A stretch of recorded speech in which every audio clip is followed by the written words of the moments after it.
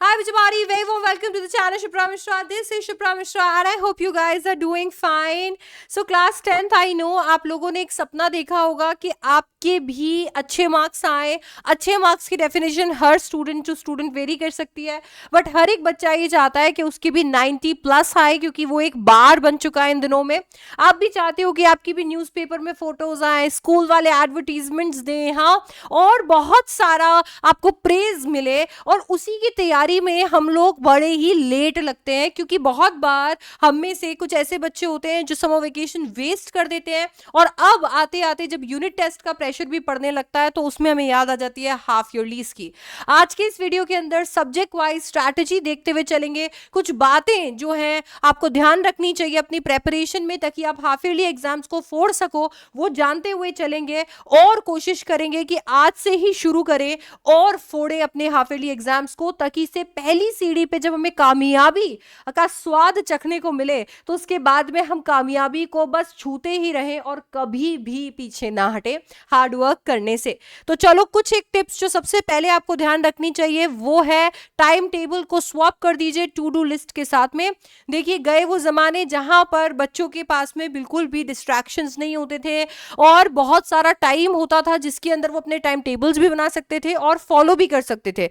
Distraction के नाम पे एक टीवी होता था और एग्जाम के टाइम पे तो घर में वो भी कटवा दिया जाता था. अब क्योंकि इतने सारे डिस्ट्रैक्शंस हैं, ऐसे में आपका रिजिड टाइम टेबल आपके काम नहीं आने वाला है. इससे तो अच्छा है कि आप टू डू लिस्ट बना लें, यानी कि आप यहां पर chapter wise subject wise strategy को अपने दिमाग में रखकर अपने एग्जाम्स की तैयारी करें.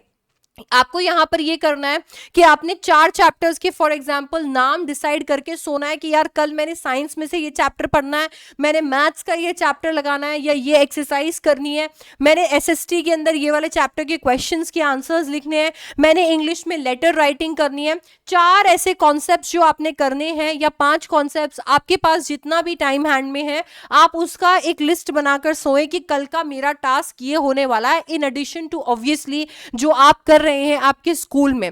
तो ये चीज आपको यहां पर ध्यान रखनी है. इस टू डू लिस्ट को जब आप फॉलो करने लगेंगे आपको पता चलेगा कि कुछ एक चीज को आप ऐसा सोचते हो कि 1 घंटा लगेगा पर उसे 1.5 घंटा लग रहा है और कुछ में आधा घंटा लग रहा है. सो वहां से आपका टाइम जो है वो कॉम्पनसेट हो जाएगा.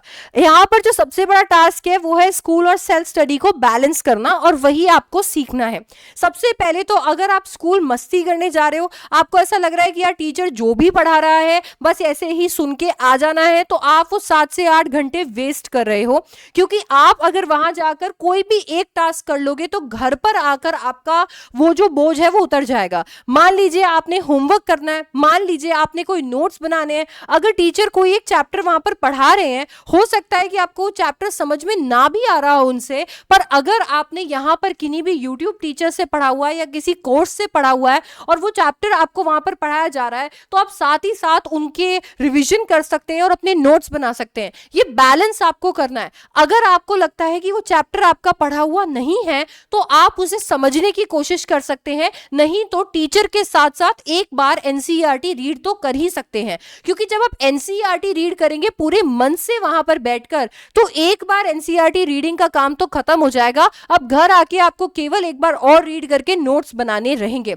यहीं पे अगर आप चिट फेंक कर आराम से बातें कर रहे हैं या फिर लंच बॉक्स खोल के खाना खा रहे हैं या इसी तरीके से अपना टाइम वेस्ट कर रहे हैं बच्चों के साथ में बंक करके, तो फिर आपको पता चलेगा कि बैकलॉग भी इकट्ठा हो गया और आपके पास सेल्फ स्टडी का टाइम भी नहीं है. जरूरत पड़ने पर एग्जाम के पास आते आते आपको कुछ छुट्टियां भी ले लेनी चाहिए. जैसे अगर वीकेंड की आपकी छुट्टी होती है तो आप फ्राइडे की छुट्टी ले सकते हो. आपको ऐसा लगता है कि नहीं मंडे की मुझे छुट्टी लेनी चाहिए क्योंकि वहां पर कुछ ऐसे लेक्चर्स होते हैं जो इतने इंपॉर्टेंट भी नहीं है और मेरे को संडे और मंडे 2 दिन की छुट्टी मिल जाएगी. तो इस तरीके से आप बैलेंस करके अपना बैकलॉग कंप्लीट कर सकते हो और अपने प्रैक्टिस सेशंस लगा सकते हो. अब आते हैं हम लिमिटेड रिसोर्सेज में. यार आप इंटरनेट की दुनिया में जी रहे हो. देखो, जब मैंने 10th करी थी तो मेरे पास रिसोर्सेज नहीं थे. कभी कभी तो आरएस अग्रवाल जो थी वो मिलती भी नहीं थी दुकानों पर, इसीलिए जिनके पास आरएस अग्रवाल होती थी हम उनकी फोटोकॉपी करवा कर सॉल्व किया करते थे. हमारे पास में बहुत कम रिसोर्सेज थे, पर आपके पास में इंटरनेट पे इतने रिसोर्सेज हैं कि ऑफलाइन का तो क्या ही कहना. आपको इस रिसोर्सेज के समंदर के अंदर ध्यान रखना है कि लिमिटेड रिसोर्सेज से ही पढ़ना है, नहीं तो डूब जाओगे। ध्यान रखोगे आपको कुछ एक यूट्यूब चैनल्स ही हैं जो कि आपने फॉलो करने हैं, जिनसे आप पढ़ रहे हो। कुछ एक यूट्यूब चैनल्स आप फॉलो कर सकते हो मोटिवेशन के लिए, स्ट्रैटेजीज के लिए।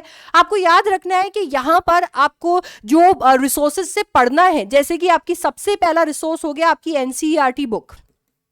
यार एनसीईआरटी बुक आपका सबसे प्राइमरी रिसोर्स है, आपने सबसे पहले तो यही लेना है।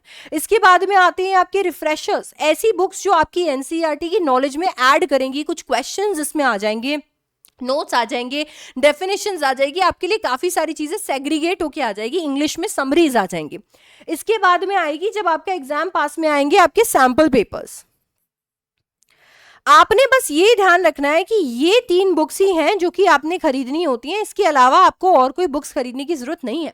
और अभी इस लेवल पर तो इन 2 बुक्स से काम चल जाएगा, सैंपल पेपर्स तो अभी अच्छे से रिलीज ही नहीं हुए हैं, ठीक है। तो आपने जब सीबीएसई सैंपल पेपर रिलीज करे तभी सैंपल पेपर्स की बुक खरीदनी है। अभी फिलहाल के लिए केवल इस पे ध्यान दीजिए। रिफ्रेशर्स में मोस्ट ऑफ द टाइम आपके पीवाईक्यूज का काम चल जाता है। अगर आप कोई एक ऐसी रिफ्रेशर परचेज करें जिसमें पीवाईक्यूज नहीं है तो फिर आपको पीवाईक्यूज अलग से लेने पड़ेंगे। बट अगर हम पढ़ने के रिसोर्सेज के बारे में बात करें फिजिकली हमारे हाथ में, तो हमें केवल ये बुक्स चाहिए।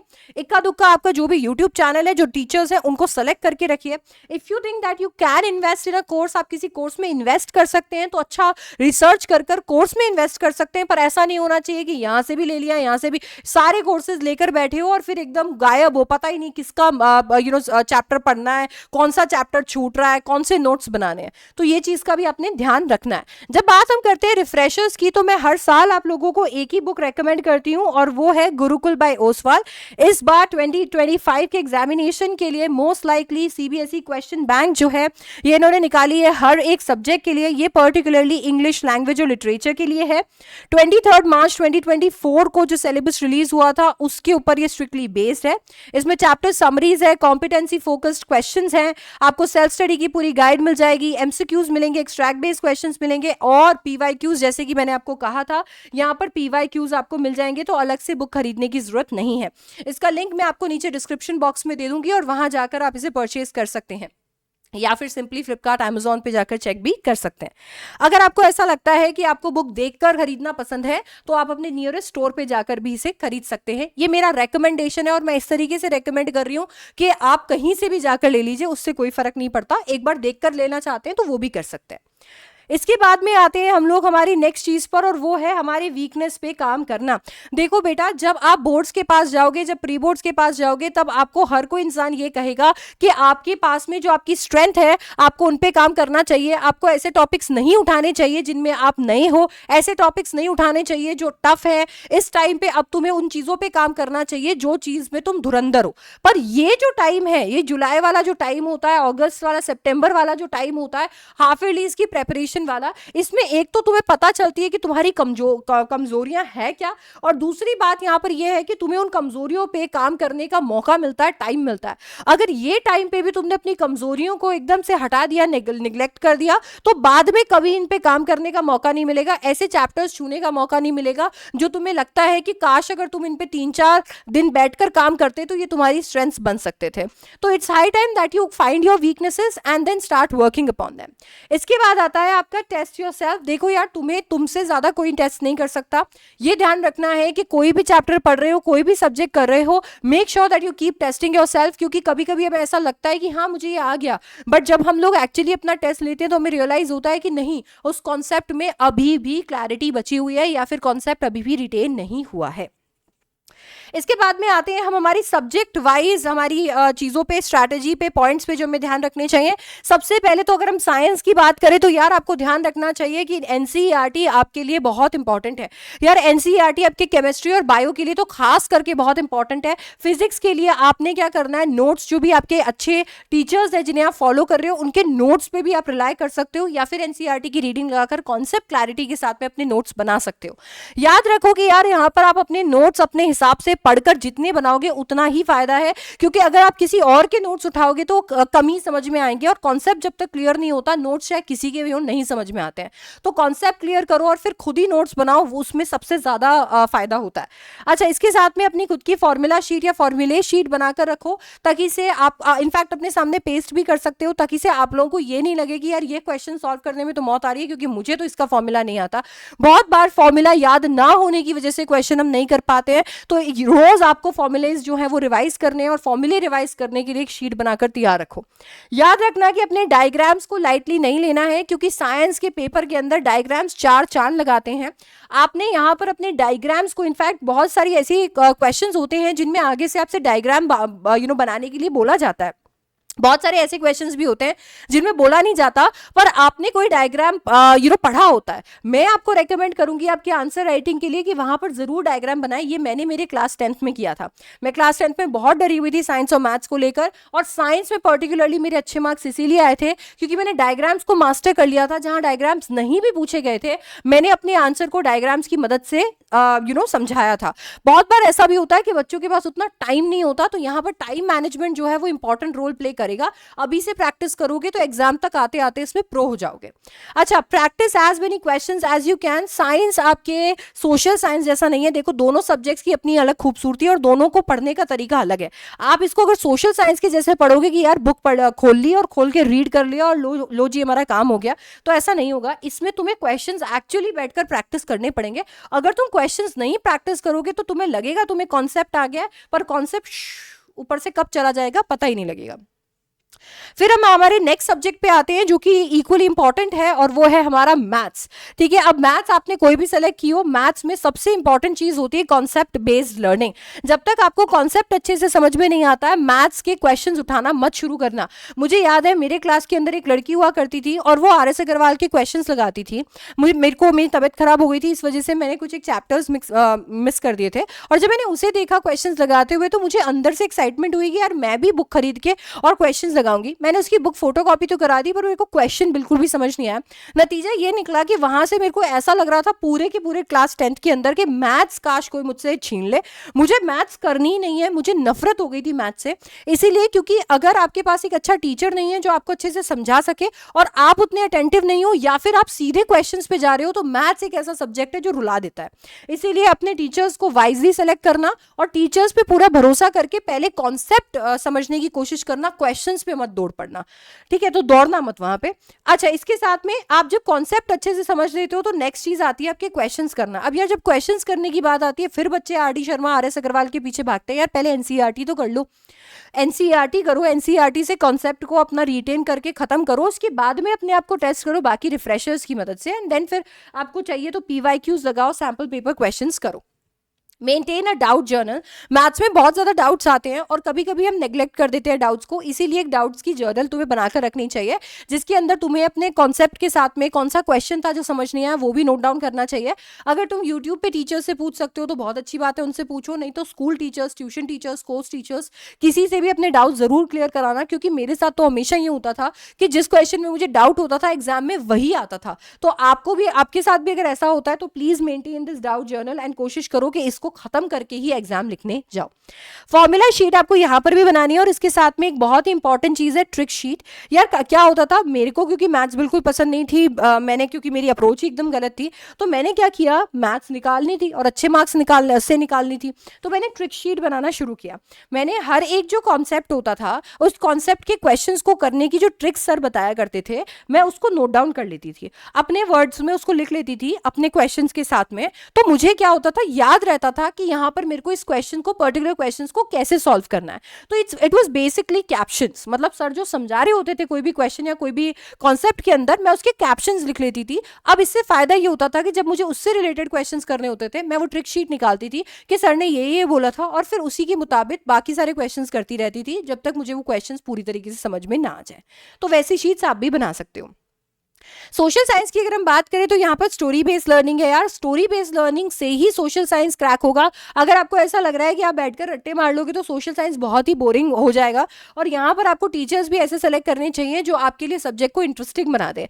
और एक चीज जो मैं आपको कहूंगी वो ये है that you should go deeper in these concepts. देखो सोशल साइंस बहुत सारे बच्चे क्लास 10th के बाद नहीं पढ़ेंगे, मैं बोलने वाली थी आज के बाद नहीं पढ़ेंगे, ठीक है, तो क्लास 10th के बाद में नहीं पढ़ेंगे, पर सोशल साइंस आपके लिए एक्चुअली बहुत इंपॉर्टेंट है।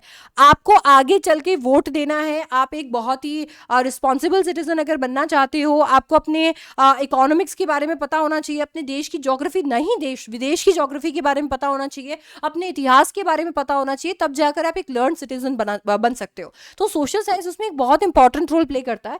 मैं आपको ये कहूंगी कि कॉन्सेप्ट को सिर्फ और सिर्फ बुक से मत पढ़ो, गो डीपर इनटू कॉन्सेप्ट्स। बहुत सारे ऐसे लोग हैं जो ऐसे इंफॉर्मेटिव वीडियोस बनाते हैं जिनके अंदर आपको एक्चुअली रेंजेस, रिवर्स, ये बहुत आसानी से याद हो जाएंगी और बहुत ही इंफॉर्मेटिव और इंटरैक्टिव वीडियोस होते हैं। तो वो जब आप करोगे ना तो आपको इंटरेस्ट डेवलप होगा। मैप्स आपको यहाँ पर ध्यान रखने हैं, और मैप्स भी एक ज़माने में हम जैसे मैप्स किया करते थे वो बहुत बोरिंग होता था, एटलस निकालते थे और फिर मैप्स करते थे। आपके लिए तो अभी मैप्स में भी बहुत सारे ऐप्स आ गए हैं और बहुत सारे अगेन ऐसे शॉर्ट्स और वीडियोस अवेलेबल है इंटरनेट पे जो आपको मैप्स इजीली करवा सकते हैं। सोशल साइंस के लिए आंसर राइटिंग की है बच्चों। देखो यार, आपको अगर सोशल साइंस बहुत अच्छे से समझ में आ गया पर आंसर लिखना नहीं आया ना तो आप वहीं गुड़गोबर कर दोगे। तो इसीलिए जब भी सोशल साइंस के चैप्टर्स खत्म करो तो मेक श्योर करो कि लास्ट ईयर के पेपर्स से उस चैप्टर से आने वाले क्वेश्चंस, बने हुए क्वेश्चंस जो है वो जरूर आंसर कर लो, ताकि इससे तुम्हें आंसर राइटिंग आए, तुम्हें पता चले कि यार कौन से ऐसे आंसर्स होते हैं जिनको टू द पॉइंट लिखना होता है, कौन से आंसर्स को एग्जैजरेट करके लिखना होता है, कौन से आंसर स्टोरी बेस्ड फॉर्म में लिखे जाते हैं, कौन से आंसर्स को पॉइंट्स में लिखना पड़ता है। अच्छा, याद रखना कि यहां पर अगर तुम्हें हिस्ट्री बुरी लगती है तो ऐसा ही नहीं कि पूरे दिन बस हिस्ट्री के पीछे ही पढ़ते रहो, उतना इंपॉर्टेंस तुम्हें सिविक्स या पॉलिटिकल साइंस को भी देना चाहिए, इकोनॉमिक्स और तुम्हारी ज्योग्राफी को भी देना चाहिए। तो you should balance all the subjects well. फिर बात करते हैं हमारे लैंग्वेजेस की, हिंदी हो या इंग्लिश हो। लैंग्वेजेस में सबसे इंपॉर्टेंट चीज होती है कि सीधा सीधा समरी ना करके एनसीईआरटी कीजिए। बहुत सारे बच्चे जो करते हैं वो ये है कि 3 से 4 मिनट की समरीज जो इंटरनेट पे अवेलेबल होती है उसे रीड करके और सोचते हैं कि क्वेश्चन कुछ भी आए मैंने यही लिखनी है। ऐसा नहीं करना चाहिए। You should always read NCERT first and make your own summary. अपना एनसीईआरटी पढ़कर, स्टोरी को अच्छे से समझकर, पोएम को अच्छे से समझ फिर उसको अपने लैंग्वेज के अंदर डिकोड करो, अपने लैंग्वेज के अंदर, अपने वर्ड्स के अंदर उसको समराइज करो। Trust me, nothing can beat this. आप कितना भी किसी और की समरी से पढ़ लो, कितना भी किसी और के नोट से पढ़ लो, when you make your own summaries ना, there is no competition to that.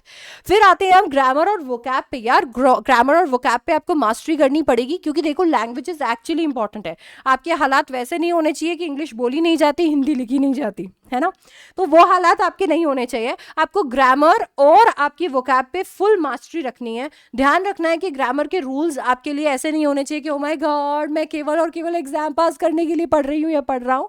आपको ग्रामर के रूल्स इसलिए ध्यान में रखने चाहिए ताकि आप खुद से बोल भी पाओ। एंड मेक श्योर कि आप अपनी वोकैब को रेगुलर टाइम पे, रेगुलर इंटरवल्स पे एनहांस करते रहो। मुझे पता है आपके पास में बहुत सारे सब्जेक्ट्स हैं तो सिर्फ इस पे फोकस नहीं हो सकता, बट मेक श्योर कि ऐसा नहीं हो कि बाकी सब पे फोकस है और इस पे है ही नहीं।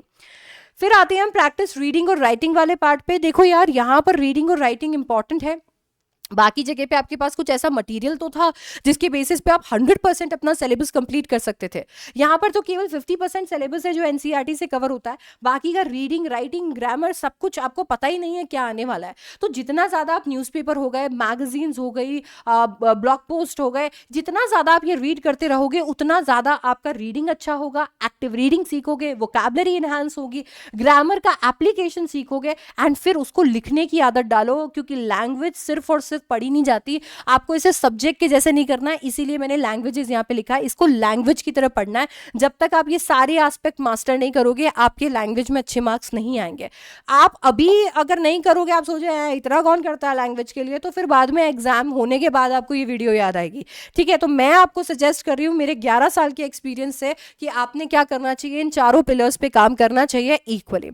यार इसके साथ में मैंने आपको बता दिया है आपके सारे सब्जेक्ट्स की स्ट्रैटेजी और कैसे अगर कभी भी आप शुरू करते हो तो इन सारी बातों को ध्यान में रखकर अपने हाफ ईयरलीज तक पहुंच सकते हो और हाफ ईयरलीज को अच्छे से क्रैक कर सकते हो। अगर आपके कोई भी क्वेश्चंस हैं, कोई भी डाउट्स है, कोई भी रिक्वेस्ट है, तो प्लीज कमेंट सेक्शन में जरूर बताना। And let me tell you कि ये जो चैनल है आपके क्लास 10, क्लास 11, क्लास 12, आपके एंट्रेंस एग्जाम्स, आपके कॉलेज रिलेटेड जितने भी प्रॉब्लम्स हैं उन सब का वन स्टॉप सोल्यूशन है when it comes to English and languages and of course your motivational and strategy videos.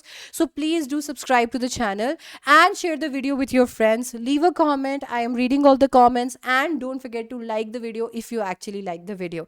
I will see you in the next one. Thank you so much for watching. Don't forget to check the description box. Bye bye.